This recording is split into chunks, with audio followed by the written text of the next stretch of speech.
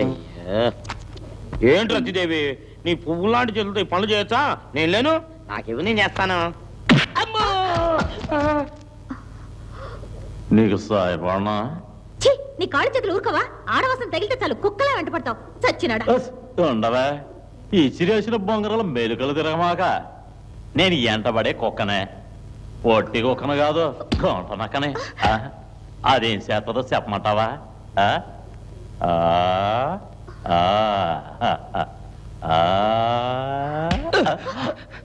పోయిపోయి ఆడపిల్లతో గొడవ వింటానా? మరి మగాడితో గొడవ పెట్టుకోనా?